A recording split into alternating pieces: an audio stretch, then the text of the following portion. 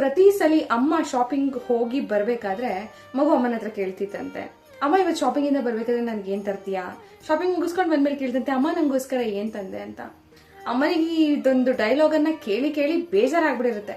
ಅಮ್ಮ ಹೇಳಿದ್ಲಂತೆ ಒಂದಿನ, ಸರಿ ಯಾವಾಗ್ಲೂ ನಾನು ಶಾಪಿಂಗ್ ಹೋಗ್ಬೇಕಾರೆ ಹೋಗಿದ್ ಬಂದ ತಕ್ಷಣ ಕೇಳ್ತೀಯಲ್ವಾ, ಅಮ್ಮ ಏನ್ ತರ್ತೀಯ, ಅಮ್ಮ ಏನ್ ತಂದಿದ್ಯಾ ಅಂತ. ನಾನಾದ್ರೂ ಏನಾದ್ರೂ ಒಂದ್ ತಂದ್ಕೊಡ್ತೀನಿ ಅಂತ ಇಟ್ಕೋ, ಆದ್ರೆ ನೀನ್ ನನ್ಗೆ ಏನ್ ಕೊಡ್ತೀಯಾ ಅಂತ ಅಮ್ಮ ಕೇಳಿದ್ಲಂತೆ. ಮಗು ಒಂದು ಕ್ಷಣ ಯೋಚನೆ ಮಾಡದೆ ಹೇಳ್ತಂತೆ, ನಿಂಗೆ ಸಾಕಾಗುವಷ್ಟು ಪ್ರೀತಿ ಕೊಡ್ತೀನಿ ಅಂತ. ಮಕ್ಕಳು ಏನಾದ್ರೂ ಕೇಳ್ತಾರೆ, ಎಸ್ಪೆಷಲಿ ನೀವೇನಾದ್ರೂ ಆಚೆ ಹೋದಾಗ ನೀವೇನಾದ್ರೂ ತರ್ತೀರೇನೋ ಅಂತಾನೆ ಕಾಯ್ತಾ ಇರ್ತಾರೆ ಮಕ್ಕಳು. ಬಿಕಾಸ್ ಅವರು ನೀವೇನೋ ಒಂದು ಕೊಡ್ತೀರಲ್ಲ ಅದ್ರ ಮುಖಾಂತರನೇ ಜಾಸ್ತಿ ಪ್ರೀತಿ ಹುಡ್ಕೋದು.